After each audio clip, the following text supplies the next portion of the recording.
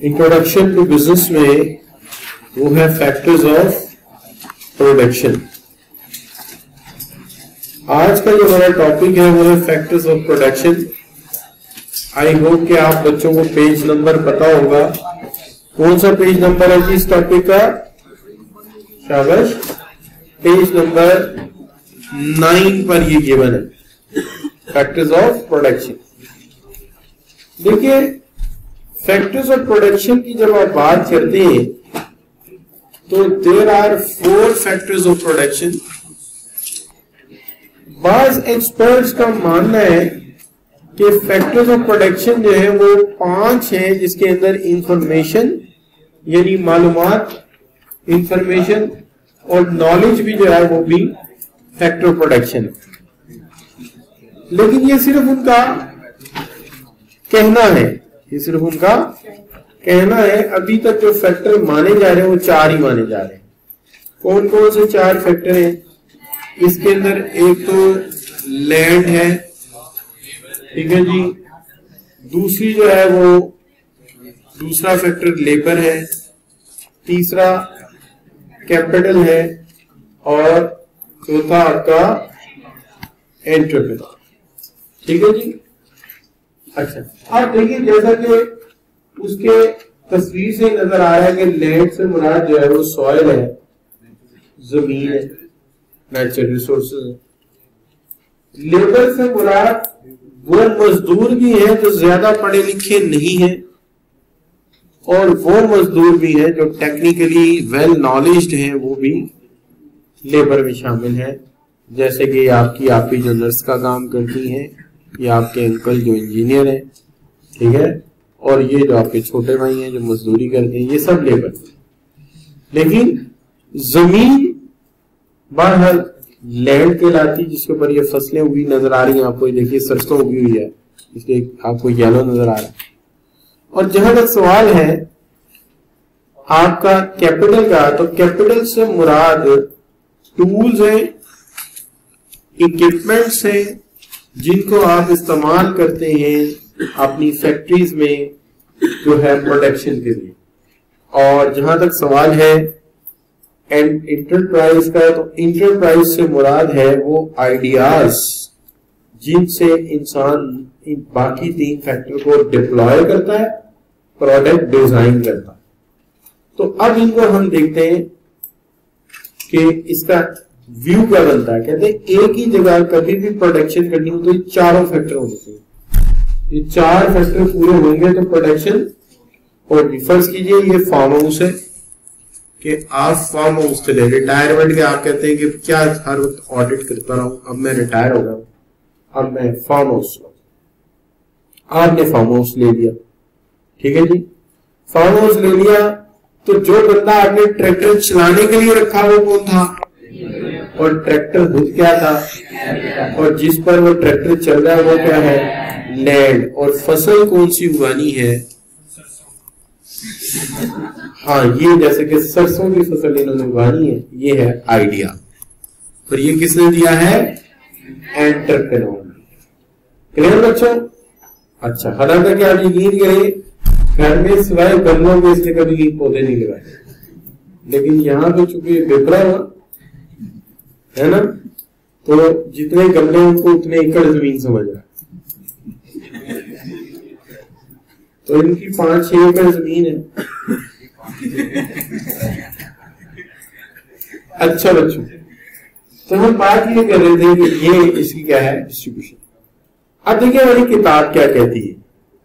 अब ये तो नहीं आपके तरह सर किताब बड़ा मुश्किल हो गया, सर किताब में तो ट्रैक्टर ही कोई नहीं, किताब में तो सर नर्सी कोई नहीं। तो ये तस्वीरों से परेशान नहीं होना, ये देखिए किताब ही कोई और चीज नहीं। अच्छा बच्चों, कहते हैं to provide goods and services, अगर हम गुड्स एंड सर्विसेज प्रोवाइड करना चाहते हैं regardless of whether they operate in the for profit or not for profit, चाहे प्रॉफिट में हो चाहे नॉट फॉर प्रॉफिट में हो, organisation require input in the form of resources called factors of production. 4 traditional factors of production are common to all productive activities. चार factor हैं जो बड़ी कॉमन है। कौन कौन से हैं? नेचुरल रिसोर्सेज जिसको आप लैंड कह देते हैं, ठीक है जी, ह्यूमन रिसोर्सेज जिसको आप लेबर कह देते हैं, और मशीन, इक्विपमेंट और टूल्स, इनको आप क्या कह देते हैं? कैपिटल। और इन तीनों को कॉम्बिनेट करने वाले को क्या कह देते हैं? एंटरप्रेन्योर, ठीक है जी, या इंटरप्राइज कह देते हैं हम, ठीक है जी। तो कहता है कि बहुत सारे एक्सपर्ट्स का कहना है कि एक फिफ्थ फैक्टर भी है, और वो फैक्टर कौन सा है?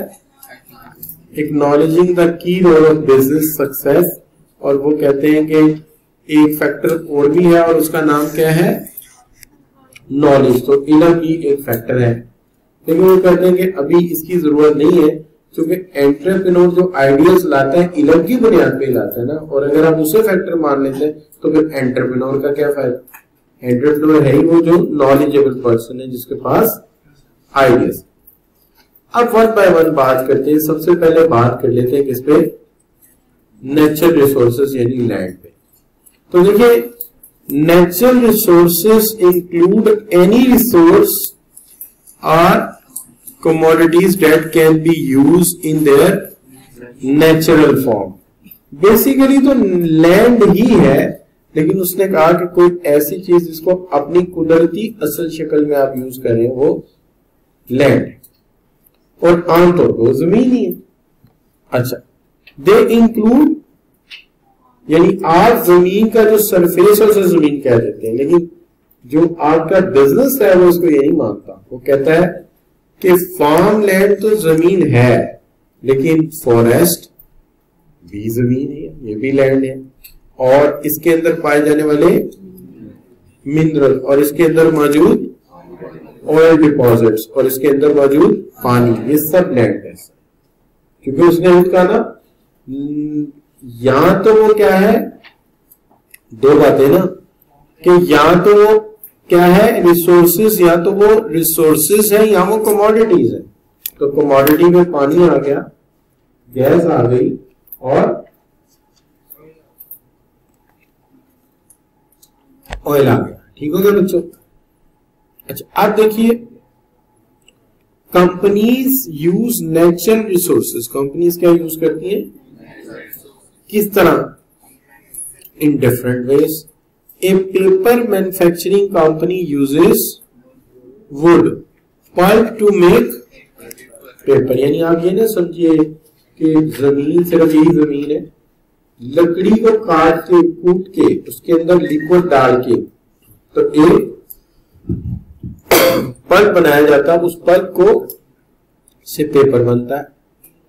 इसी तरह और काफी यूटिलिटीज होती हैं, जैसे वाटर है, ऑयल है, कोयला है, टू प्रोड्यूस, वो भी जमीन ही हमें देती है जिसको हम इस्तेमाल करते हैं।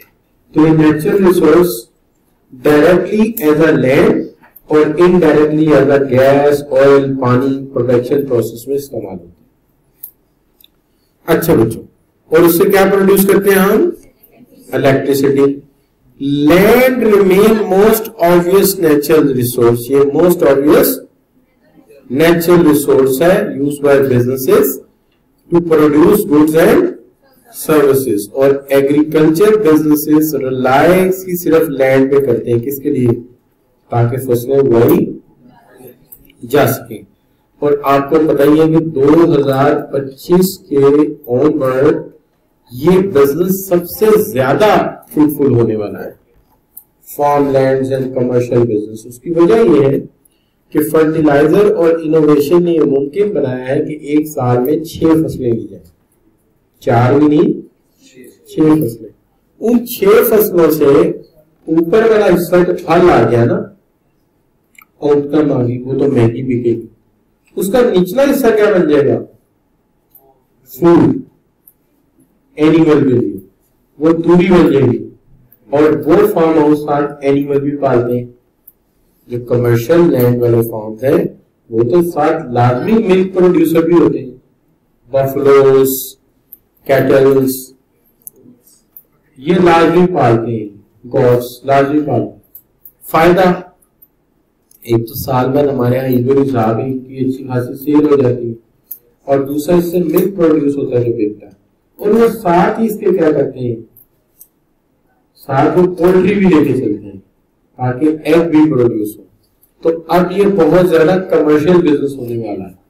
बहुत ज्यादा पढ़े लिखे लोग कनाडा में ये काम करते हैं। कनाडा में कोई भी बंदा पूरी दुनिया में अगर एग्रीकल्चरल इकोनॉमिक्स में पीएचडी कर लेता है या मास्टर्स कर लेता है, डायरेक्ट एजुकेशन ले सकता है और उसको लैंड भी वहां दिया जाएगा to make a commercial farm. और बहुत पढ़े लिखे लोग आने वाले दौर में इस बिजनेस में इन्वॉल्व होंगे। उसकी वजह ये कि एक तो शहर में सांस के मसले, दूसरे मसाइल बहुत ज्यादा है, पोल्यूटेड लाइफ सबसे पावरफुल टूल है हमारे पास। ठीक है, कि दुनिया हमसे नाराज हो जाए, जो मर्जी कर ले, खुराक हमारी अपनी है, चने नहीं तो चावल, चावल नहीं तो गंदम, गंदम कुछ ना कुछ तो है ना। अच्छा बच्चों, तो हमें डरने की जरूरत भी नहीं है। अच्छा बच्चों, आगे चलते हैं। बात क्या है, ह्यूमन रिसोर्सेस। ह्यूमन रिसोर्सेस क्या है, लेबर।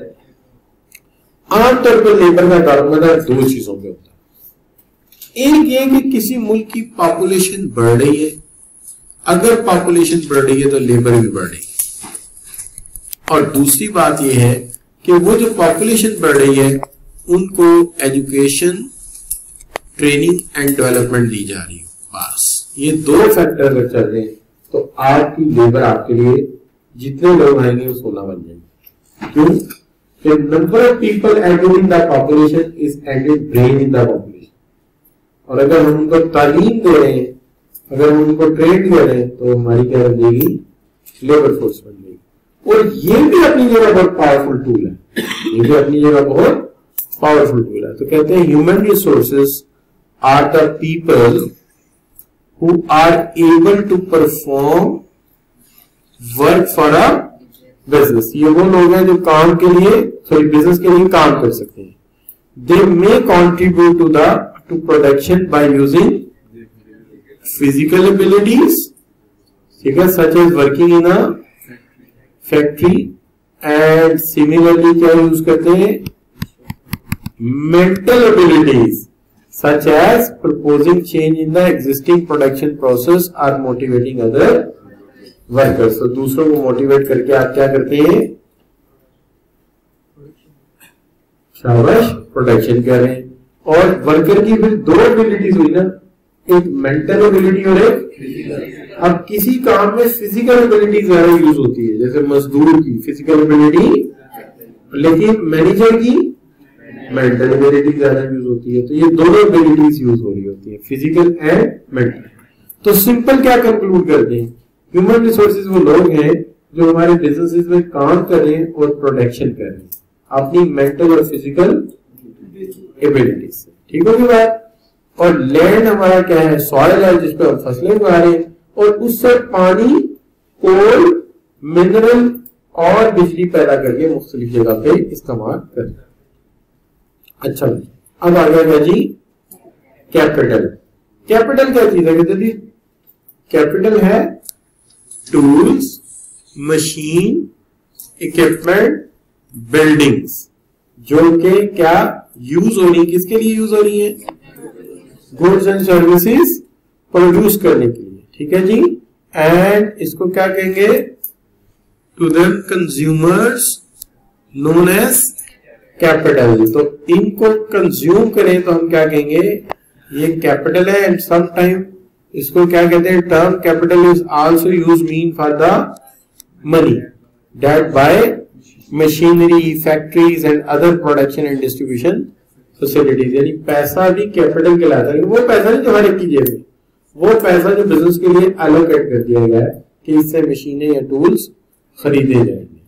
ठीक है, कंज्यूमर की जेब में पड़ा हुआ पैसा कैपिटल नहीं है, बिजनेस की जेब में पड़ा हुआ पैसा कैपिटल है, क्योंकि उससे मशीनें और टूल्स खरीदे जाएंगे। तो आसान सी बात क्या हुई, मशीन, टूल्स एंड बिल्डिंग्स क्या है, कैपिटल है, जो क्या कर रही है, गुड्स एंड सर्विसेज प्रोड्यूस कर रही है। क्लियर। यहां वो पैसा जो एलोकेट हो गया मशीन खरीदने के लिए, वो भी क्या है, कैपिटल है। अच्छा, ये मेरे हाथ में जो पकड़ा हुआ पेन है, ये क्या है, कंज्यूमर गुड है, कैपिटल गुड है, क्या हाल है? क्यों जी? क्या चीज है? कंज्यूमर गुड है, कैपिटल गुड है? क्यों भाई? कितने बच्चे कहते हैं कंज्यूमर गुड है? कितने बच्चे कहते हैं कैपिटल गुड है? हाँ, इट्स डिपेंड द यूज। जब ये घर में यूज होगा तो क्या बन जाएगा, और जब ये सीएफई में यूज होगा तो हर टूल जो दौलत की पैदावार में लगा हुआ वो कैपिटल। तो जब ये यहां यूज हो रहा है इट्स कैपिटल गुड, लेकिन जब घर जाके यूज होगा consumer good. And similarly marker, if it is used by the child for solving there mathematical problem at home, school work, ये कंज्यूमर गुड है। लेकिन जब ये कॉलेज में यूज होगा तो जाहिर फीस अर्न कर रहे हैं, पैसा कमा रहे हैं, तब ये तो कैपिटल गुड के लिए लाजिम नहीं कि things should be huge. Here everything, this fan, this light, this desk, these are our capital goods. यही हमारी क्या है, कैपिटल। क्लियर बच्चों?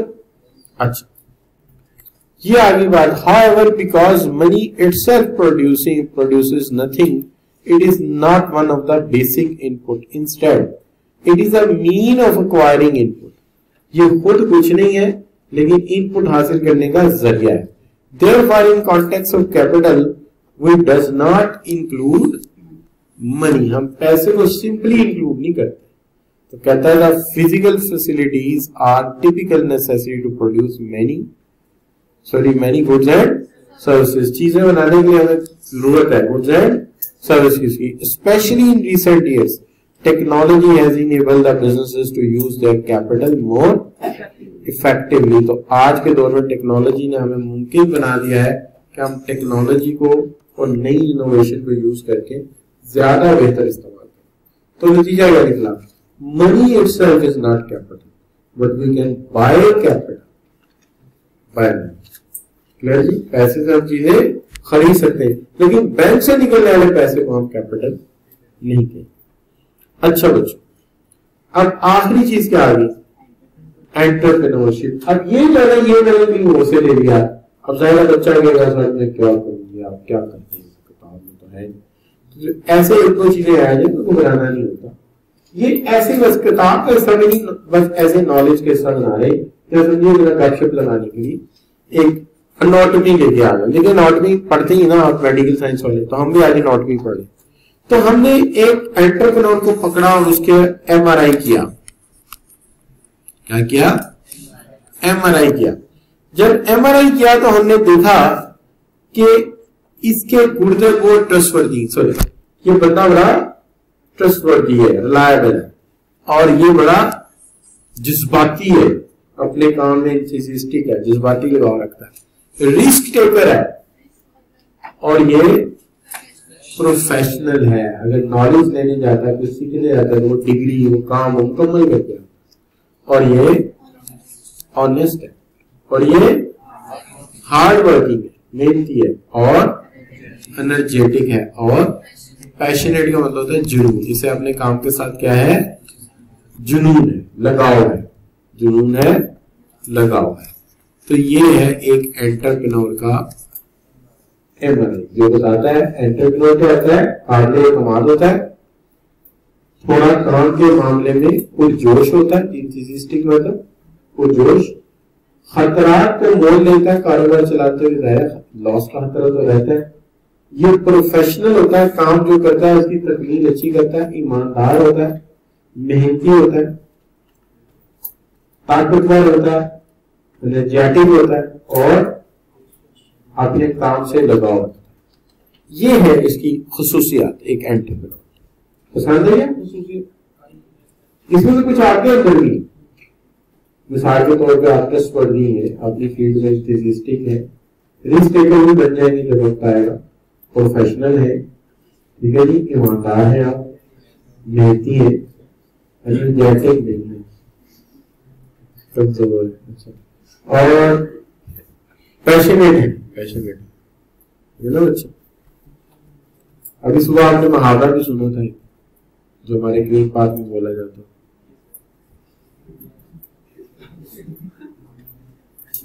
अच्छा बच्चों, तो कोई चीज मुश्किल? आगे चले जी। अब किताब में क्या लिखा है? किताब में लिखा है entrepreneur are the people who combine the natural resources, labour and capital, यानी दूसरे सारे फैक्टर्स को ये मैनेज करते हैं, ऑर्गेनाइज करते हैं, उनको काम पे लगाते हैं, यानी उनको डिप्लॉय ये करते हैं। तो डिप्लॉय करते हैं goods and services with in the intention of making, मकसद क्या होता है? मुनाफा कमाना। ऐसा भी हो सकता है नॉट फॉर प्रॉफिट ऑर्गेनाइजेशन हो, तो फिर मकसद और होगा, लेकिन मकसद कोई ना कोई जरूर होता है। लेकिन ये पता है कि एंटरप्रेन्योर जो है वो बाकी सारे फैक्टर्स को काम पे लगाते हैं। These people make the decision that set course for their business, यानी ये इनके फैसले जो है एक दिन कारोबार बना देते हैं, बिजनेस को कारोबार बना देते हैं, उसको एक ऑर्गेनाइजेशन बनाते हैं। They create and production process and develop services, यानी जब भी कोई नई चीज बनानी होती है तो ये दोबारा से सोचना शुरू करते हैं इसका प्लांट कैसे होगा, इसको डिजाइन कैसे करेंगे, क्योंकि बात चीजें ऐसी होती है जो दुनिया में कोई ना कोई किसी ना किसी वक्त नहीं बना रहा होता है, पहली दफा बना रहा होता है। जैसे फ्लैट राउंड टीवी किसी ने बनाया होगा पहली दफा, जैसे किसी ने एलईडी टीवी फर्स्ट टाइम बनाया होगा, कोई ना कोई तो होगा ना जिसने ये डिजाइन किया होगा, तो उसने नए सिरे से सोचा होगा कि इसकी मशीन कैसे बनेगी, इसका प्लांट कैसे लगेगा। दुनिया में कोई ना कोई तो कार का पहला प्रोड्यूसर था ना, कोई ना कोई तो बल्ब बनाने वाला पहली कंपनी थी, फिलिप्स थी। तो उन्होंने क्या किया होगा, उन्होंने सोचा होगा कि हम मशीन कौन सी लगाएंगे, प्लांट कहां से लगाएंगे, प्रोसेस कैसे बनेगा और किस तरह ये प्रोडक्शन होकर बाहर आएगी। क्लियर बच्चों? ये सारी चीजें किसी न किसी ने तो की। अब जो एंटरप्रेन्योर है, कहते हैं entrepreneur involve the creation of business ideas, ये क्रिएशन ऑफ बिजनेस आइडियाज पे ऊपर बिलीव करता है, willingness to accept the risk. क्योंकि बच्चों आजकल का जो जमाना है वो है एंटरप्रेन्योरशिप का है। दुनिया की वो कौमें कामयाब है जिनके पास टॉप 100 ब्रांड में से 5-6 ब्रांड जिनके वो तरक्की याफ्ता कौमें। जैसे ये कोरिया बहुत पीछे था चंद साल पहले, लेकिन सैमसंग एक आ गया, किया दूसरा आ गया, होंडाई तीसरा आ गया, ठीक है जी, डाइवो चौथा हो गया। तो 4 टॉप ब्रांड आए 100 ब्रांड ऑफ द वर्ल्ड में, कोरिया डेवलप हो गया। तो असल मामला ये है कि अगर आपके पास एंटरप्रेन्योर्स हैं जो आइडियाज लेकर ब्रांड डेवलप कर दें, नए नए प्रोडक्ट्स डेवलप कर दें, तो वो आपको बिजनेस बना देंगे। जैसे आसान सी मिसाल है, दुनिया में सबसे आसान क्या है? बर्गर बनाना। एक बंद काटा, बीच में टिक्की रखी, बर्गर बन गया। लेकिन इसके अंदर अमेरिका के 6 टॉप ब्रांड है, जहाज अलग रह गए, बाकी से अलग 6 top brand, McDonald, KFC, Subway, Hardy's, burger king, है ना जी। अभी एक और भी है, हाँ याद आ गया? अच्छा, तो ये है, बट ठीक है, मजबूरियों का नाम भी होता है ना कुछ नहीं। तो कहने का मतलब है कि ये सिर्फ बर्गर बनाने में दुनिया के टॉप ब्रांड, तो बस आइडिया है ना, उस आइडिया के नाम पे आप सोचे अब बंदा के बर्गर बनाने में क्या ब्रांड होगा। तो देखिए KFC की लोग फ्रेंचाइज भी लेते हैं, पिज्जा हट फ्रेंचाइज भी लेते हैं। कहां बैठे हुए? अमेरिका में। पिज्जा किसकी डिश है? इटालियन की। और पिज्जा हट कौन चला रहा है? अमेरिका। शिकागो बिल कौन चला रहा है? America. So this is what you can say. अगर आपको ब्रांडिंग आती है, अगर आप एंटरप्रेन्योर हैं, you brings the idea, you make it, आप कर जाएंगे इस काम को, है ना जी। तो ये असल में काम है कि कैसे आप आइडियाज लेके आते हैं और कारोबार बनाते हैं, है ना। जैसे आप बच्चों ने देखा होगा, एक होती बारबी डॉल। बारबी डॉल, ये बारबी डॉल जो है दुनिया में $10 की बिकती है, और इसकी सबसे बड़ी मार्केट कहां है? दुबई। दुबई क्योंकि फ्री पोर्ट है, सबसे बड़ी मार्केट, और इसका इस्तेमाल भी सबसे ज्यादा है, इसकी सेल भी सबसे ज्यादा एशिया में होती है, दुबई में बिकती है। खूबी की बात यह है कि इसके सबसे महंगे जो है ना इसके बाल हैं, जो बिल्कुल नेचुरल बालों की तरह के हैं, और ये $1 में बनते हैं, और ये जापान में बनाए जाते हैं। हाँ, जापान में। कहते हैं टेक्नोलॉजी चाइना गई है, बट जापान में बनते हैं। अच्छा, और बच्चों इसके कपड़े ये हांगकांग में बनते हैं, कितने में? 0.75 सेंट में। ठीक होगी बात? अच्छा, अब देखिए इसका जो बाकी मरदा काम है, जैसे उसका एम्बॉडीमेंट, उसकी असेंबलिंग, ये सारी चाइना में हो रही है और ये हो रही है 25 सेंट में। कितने पैसे लगे? $2। बिकेगी कितने की? $10 की। $1 इसकी वर्ल्ड वाइड मार्केटिंग पे खर्च किया जाता है ईच ऑन एवरेज। उसके अंदर नए कार्टून उसके क्रिएट होते हैं, नए कैरेक्टर क्रिएट होते हैं, जिसके अंदर पहले सिर्फ व्हाइट स्क्रीन वाली थी, फिर ब्लैक वाली भी उन्होंने बनाई, फिर उन्होंने कुछ मेल में भी बार्ड हेड भी एक है, इस तरह करके डिफरेंट कैरेक्टर क्रिएट किए और इस वक्त $60 फी बार भी वो कमा रहे हैं, जबकि वो बैठे हुए अमेरिका में और सारा का सारा काम यहाँ हो रहा है। तो इसका मतलब बेसिकली आज का बिजनेस है वो एंटरप्रेन्योरशिप से चलता है। अगर आपके पास आइडियाज है तो यू कैन मेक इट, आप कर सकते हैं। अच्छा बच्चों, so entrepreneur attempts to identify the business opportunity and when they find one they invest some of their own resources.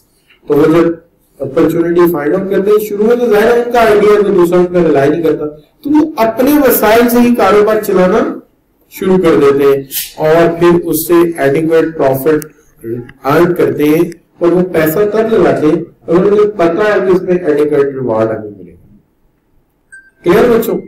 तो ये हमने क्या कहा, this is what we are doing as an entrepreneur. तो एंटरप्रेन्योर के सम अप करते हैं क्या है, बाकी सारे फैक्टर्स को काम देता है, मैनेज करता है, बिजनेस का आइडिया लेके आता है, उन सबको कंबाइन करता है और रिसोर्सेज को लगा के अपने कारोबार को चलाने की कोशिश करता है। तो देखिए यहाँ काफी बातें हमने लिखी। However they also face risk, इन्हें रिस्क भी फेस करना पड़ता है। जब अपने पैसे, मेहनत, वसाइल लगा रहे होते हैं तो एक खतरा ये भी तो होता है कि ऐसा ना हो ये कामयाब ना हो, सब कुछ जाया हो जाएगा, तो ये रिस्क लेते हैं। अच्छा, इसी तरह बच्चों इफ एक्सपेंसेस एक्सीड रेवेन्यू, अगर एक्सपेंसेस ज्यादा होंगे रेवेन्यू से तो क्या होगा, लॉस हो जाएगा। And then in free market economy many businesses may be created within established industry which results in a intense competition. यानी कोई भी आइडिया आप लेके चले तो उसका अगर कोई मुतबादिल है तो वो डेवलप बिजनेस होगा, वो डेवलप इंडस्ट्री होगी, और अगर वो डेवलप इंडस्ट्री है तो वहां बड़ा टफ कंपटीशन होगा, वो इतनी जल्दी आपको सरवाइव करने नहीं देंगे। क्या हाल है बच्चों? तो they will not allow you to make your business so quickly. क्या हाल? तो कहते हैं कि in situation a firm that charge too high prices, अगर कोई फर्म बहुत ज्यादा प्राइसेस चार्ज करेगी तो कंज्यूमर उसका प्रोडक्ट खरीदेंगे, फिर उसे छोड़ के चले जाएंगे। ठीक है ना? yes, ये तो हमने लॉ ऑफ डिमांड में पढ़ा था।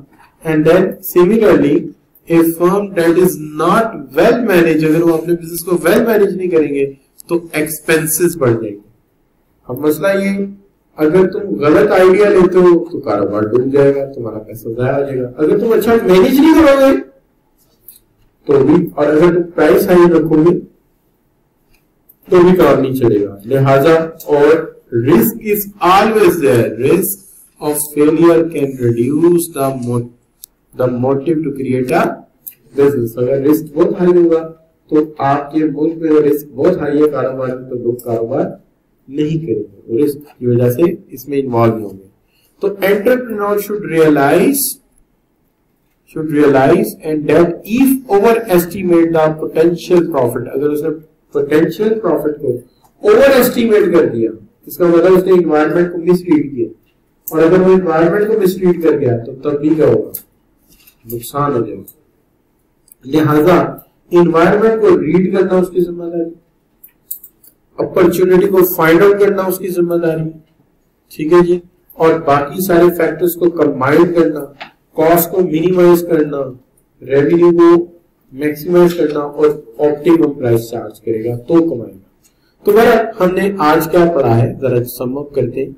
सबसे पहले हमने बात की किसकी, फैक्टर्स ऑफ प्रोडक्शन की 4 फैक्टर है, लैंड, लेबर, कैपिटल है, एंटरप्रेन्योरशिप। उसमें सबसे पहले क्या है? लैंड, जिसमें उसकी सरफेस भी शामिल है, उसके अंदर पाए जाने वाले मिनरल, कोल, वाटर, सी, क्लाइमेट, ये भी शामिल है। और हमने कहा ह्यूमन रिसोर्सेज ये क्या है? वर्कर है जो अपनी मेंटल और फिजिकल एबिलिटी यूज करते हैं। और फिर हमने कहा कैपिटल, ये इक्विपमेंट है, मशीन्स है, बिल्डिंग्स है जो वेल्थ की रिप्रोडक्शन में इन्वॉल्व है। और हमने कहा कि हम डायरेक्ट मनी को कैपिटल नहीं कह सकते, क्योंकि वो पैसा जो है, हर पैसा कैपिटल नहीं कहला सकता। अच्छा बच्चों, और हमने कहा एंटरप्रेन्योर एक ऐसा बंदा है जो ट्रस्टवर्दी है, रिस्क लेता है, प्रोफेशनल है, अपने काम में एंथुसियास्टिक है और पोटेंशियली इंफॉर्मेटिव पर्सन है, पैशनेट है।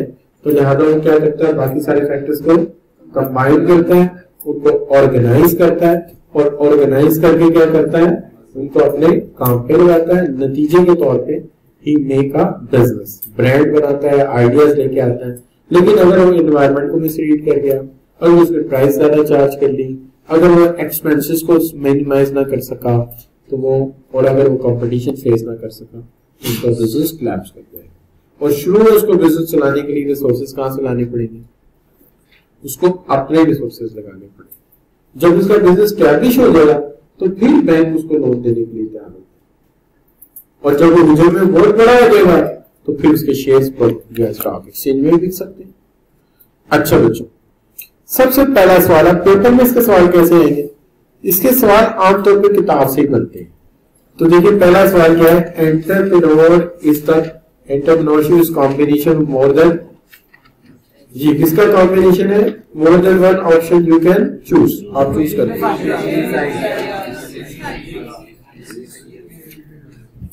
जी बच्चों, कौन कौन सा? वो आइडिया लेके आता और, लेकिन रिस्क अवर्स बिहेवियर उसका हुआ, फिर तो एंटरप्रेन्योर ही ना हुआ। रिस्क अवर्स बिहेवियर था, रिस्क ना लेने वाला, ऐसा बंदा तो पैसे बैंक में रख के बैठा रहता है, सूद ही खाता रहेगा। और यूजिंग एग्जिस्टिंग बिजनेस मॉडल, नहीं, आमतौर पे एग्जिस्टिंग बिजनेस मॉडल लेके नहीं चलते, बल्कि वो क्रिएटिव आइडिया लेके चलते हैं। तो लिहाजा ए एंड बी ज्यादा बेहतर है। अच्छा बच्चों, human resources are the people who combine input of natural resources, labour and capital to produce goods and services with the intention of making profit. क्या ख्याल है बच्चों? तो ये वो ताकत है हमारे पास जो अपनी मेहनत को इस्तेमाल करते हुए हमारे लिए गुड्स एंड सर्विसेज प्रोड्यूस करते हैं। अच्छा बच्चों, ह्यूमन रिसोर्स में contribute to production by using their mental and physical ability. ठीक हो गया बच्चों? अच्छा जी, human resources are the people who are able to perform work for business and they may contribute to production by using their physical as well as mental abilities, which out of the given is admitted as mental and physical ability. जी शाबाश।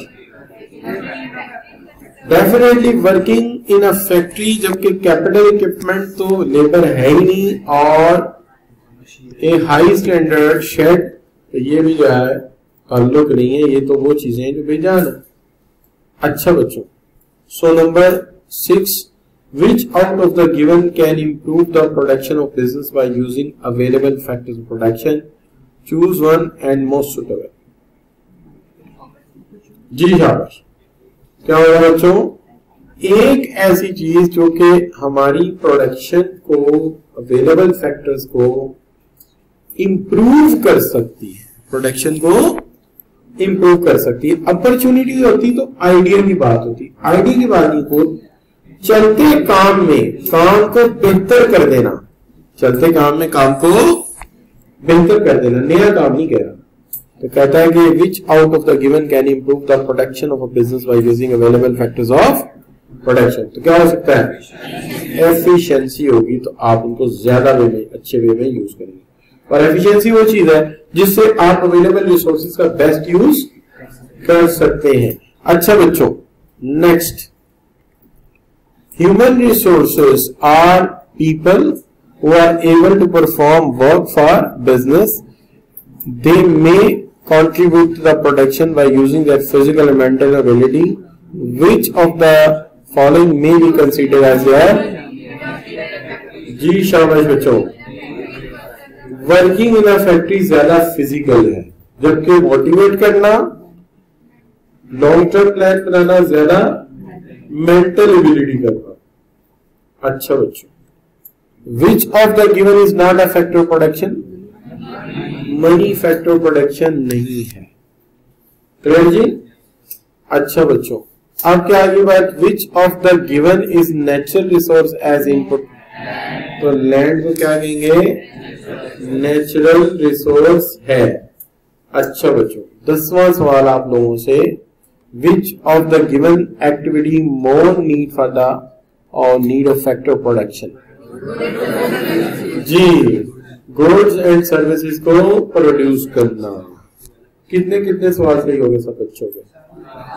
सारे नहीं हुए थे, एक आध गलत हुआ, ऐसी बात नहीं। अच्छा बच्चों, चलो अगर 8